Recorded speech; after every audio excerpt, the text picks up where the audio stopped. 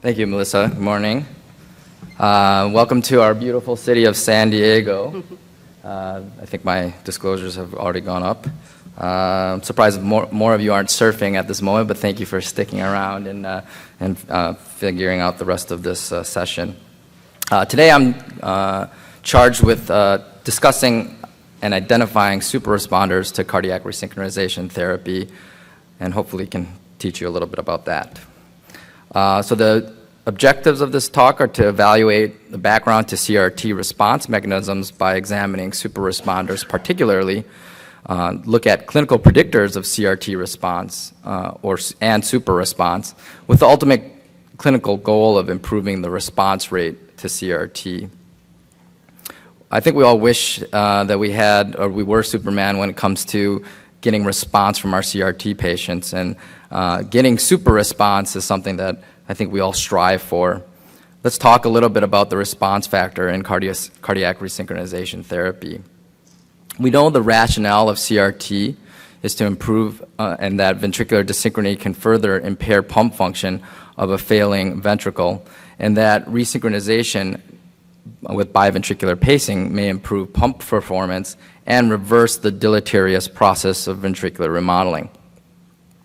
We also know that the presence of a bundle branch block or intraventricular conduction delay may worsen systolic dysfunction by inducing regional loading disparities and reducing the efficiency of contraction.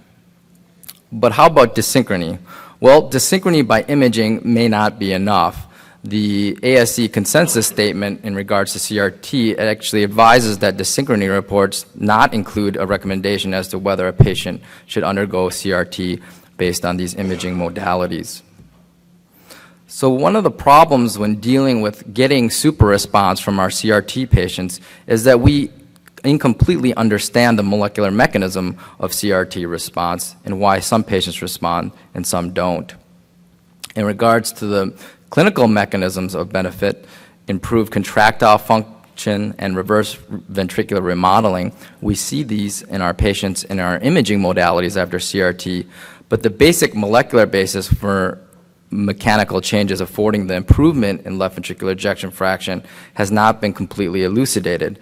There are studies that have looked into the generation of more homogeneous activation of stress kinases and reduced apoptosis, but this remains to be fully elucidated. In regards to improved contractile function, which we see in those that respond to CRT, we believe this is from improved coordination of global contraction.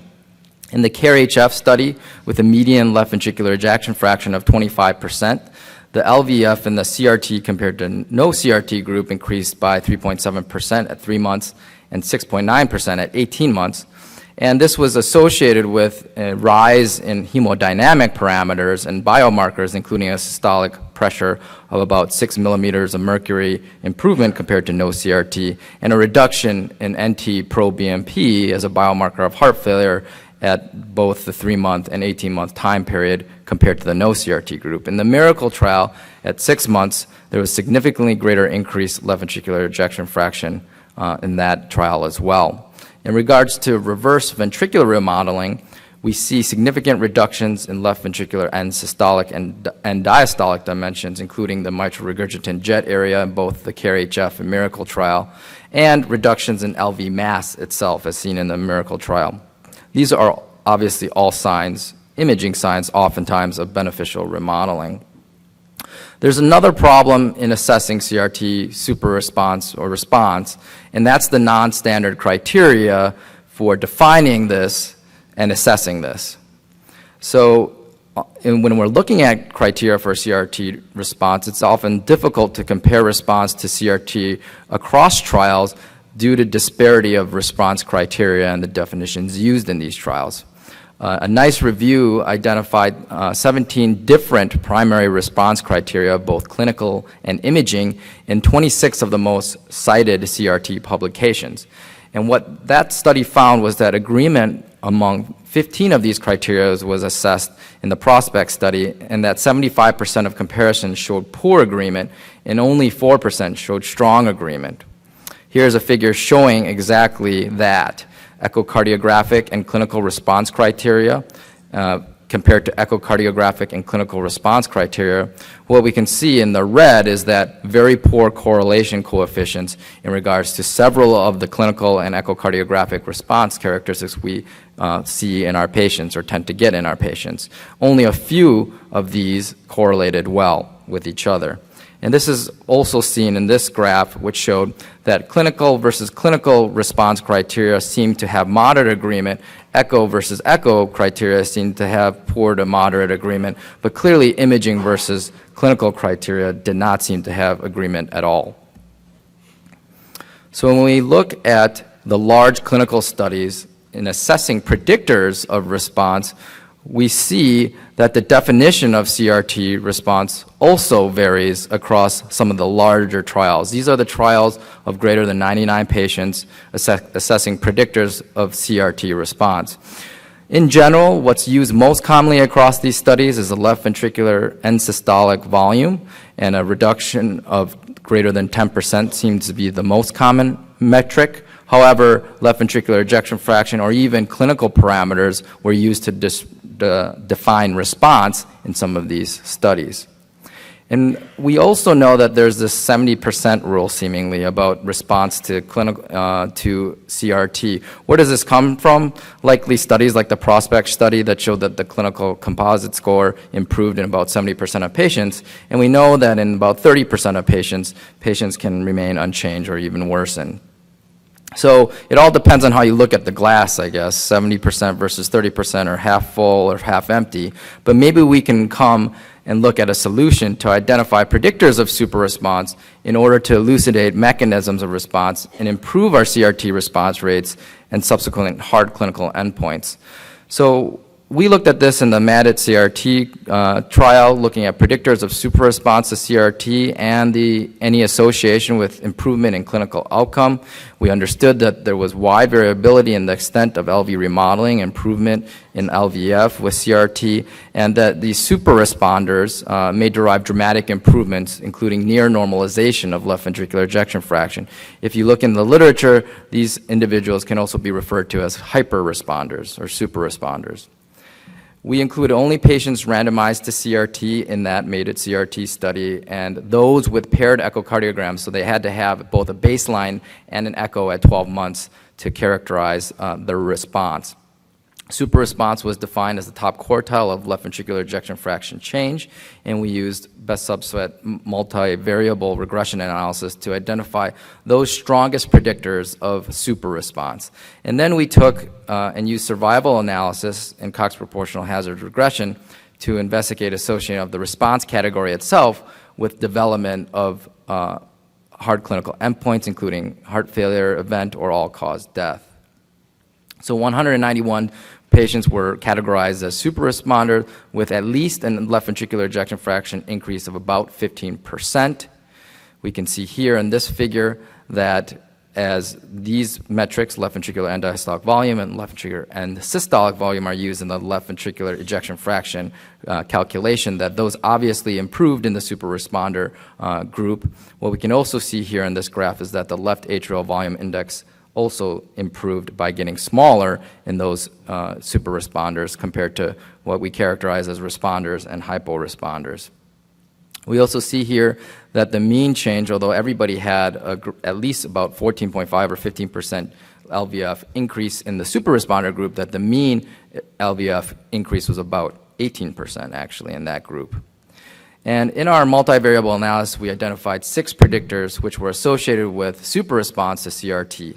And these are those predictors: female sex, Q restoration 150 milliseconds or greater, left bundle branch block, a smaller body mass index, actually less than 30 kilograms per meter squared, no previous myocardial infarction, and a left atrial volume index that was smaller. So this was per unit, 1 unit standard deviation below the mean of left atrial volume. And when we looked at response category in regards to clinical endpoints, we found that super responders had the least likelihood of adverse events, including the probability of heart failure, probability of ventricular tachycardia, ventricular fibrillation, and the probability of death. So clearly this response category predicted outcomes as well. And when we threw everything in the model to look at the clinical endpoint, the primary endpoint of the study, which was non-fatal heart failure event or death, we found that response category in itself with these other covariates was significantly associated with the endpoint. So hyper-response, or being a responder but not a super-responder, was associated with an increased risk of the primary endpoint, whereas left bundle branch block was clearly protective, as well as creatinine greater than 1.4 being associated with the primary endpoint.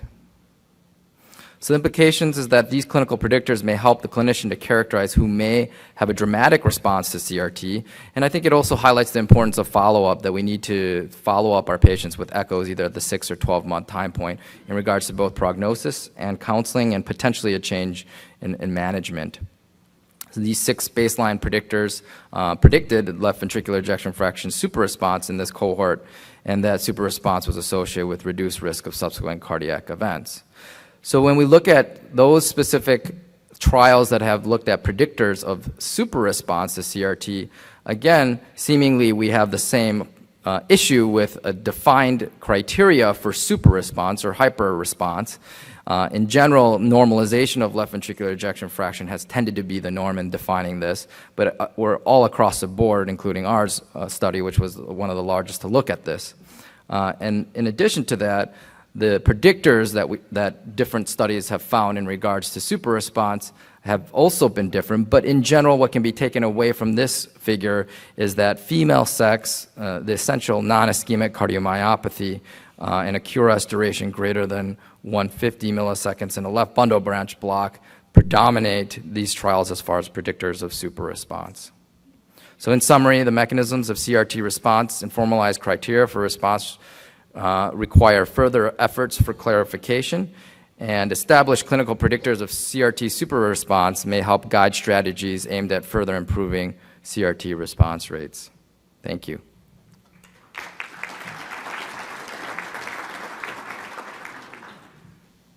Jonathan, quick question. Sort